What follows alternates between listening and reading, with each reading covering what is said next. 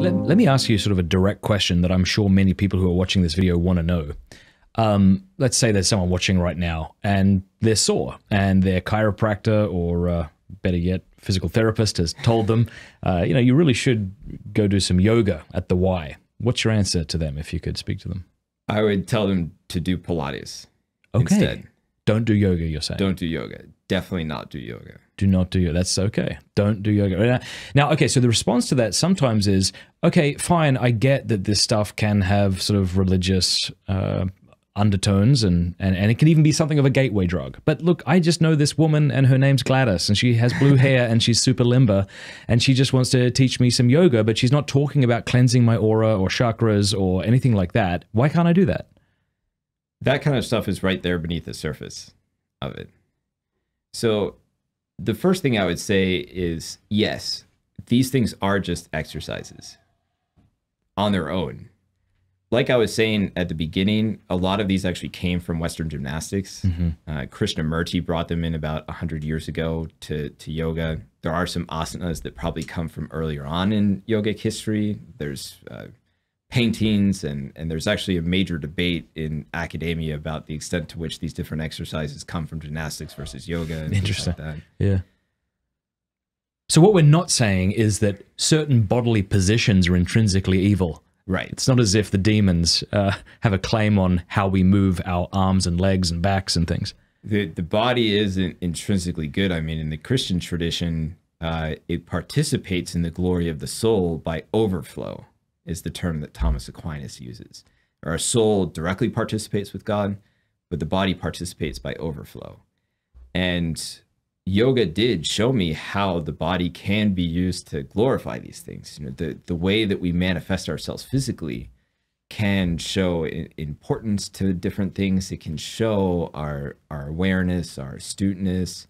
It can show our sense of purpose. That's why militaries for a long time trained people to sit a certain way and do things.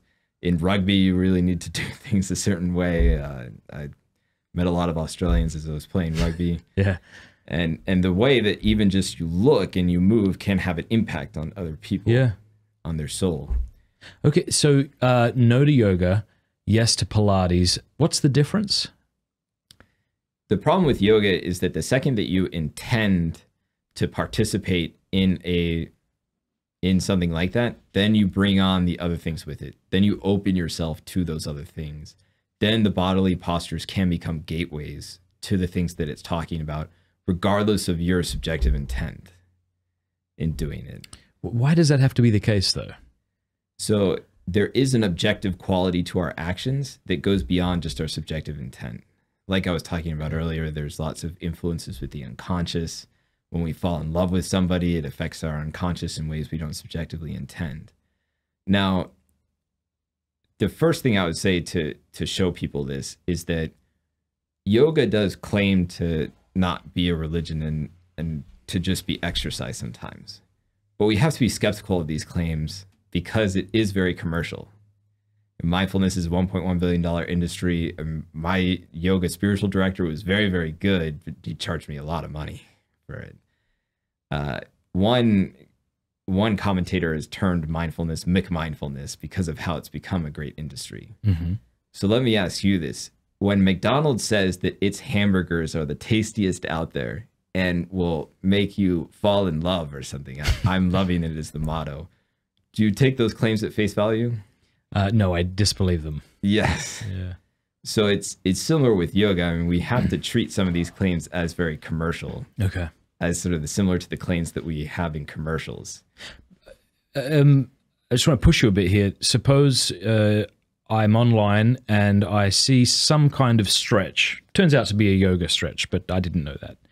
And so I do it, and it helps my back a great deal. And then you come to me and you say, I've got a sore lower back. And I'm like, well, I did this stretch and it really helped. Do this.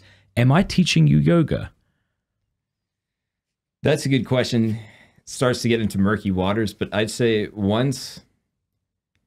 if you just see a body posture online and you're not really intending to do yoga, you're not at a formal yoga class, and you don't say in your mind, I'm going to intend to do yoga, then you're probably not opening it up to it.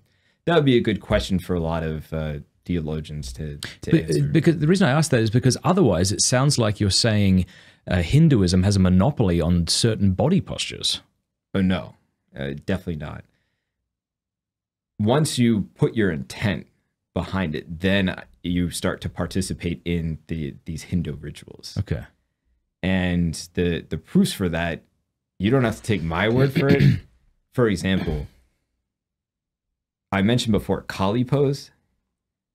If you go on Yoga Journal, which is the main source for yoga information in the United States, you'll find an article there that says that Kali pose, that goddess pose, as they call it, invokes Kali. They changed the name to goddess pose to make it more marketable.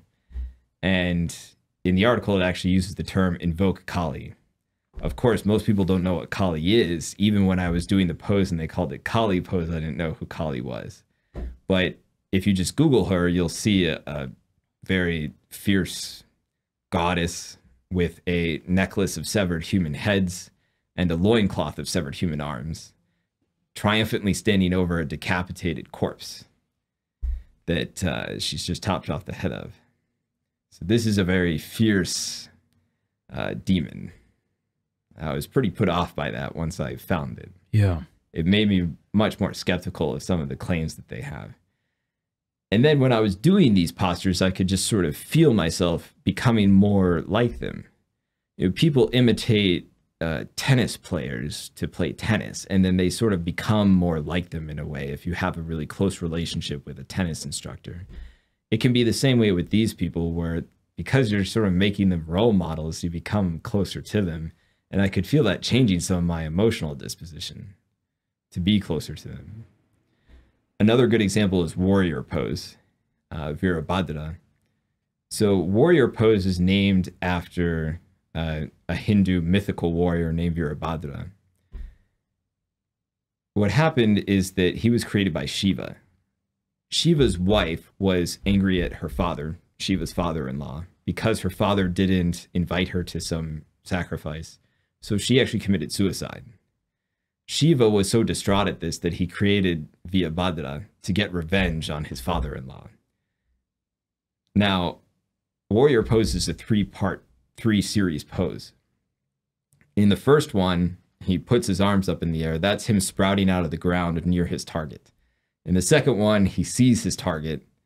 It's in his sights. And then in the third one, he lunges for his target and decapitates him.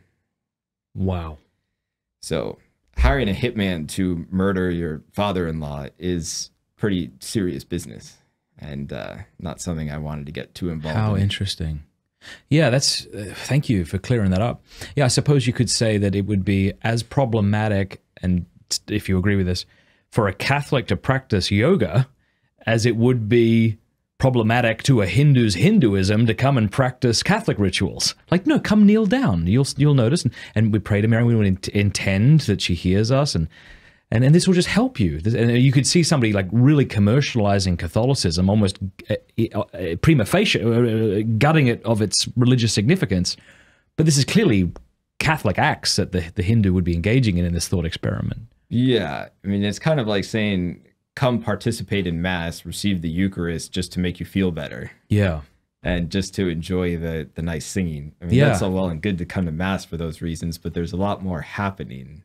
Okay, that's a great analogy. Yeah. With the sacraments, there's much more happening that we're not conscious of. Yeah. I mean, we were just, I was just talking earlier with my fiance about how she realized St. Elizabeth of the Trinity was interceding for her recently, but she realized it a long while after the intercessions actually happened.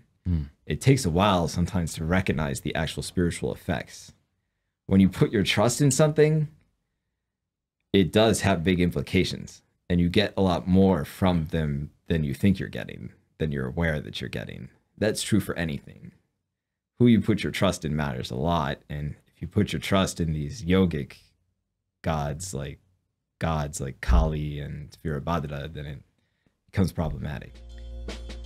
Thank you so much for watching that clip. If you enjoyed it, do us a favor by clicking like and subscribe, and if you really liked it, consider sharing. Thanks.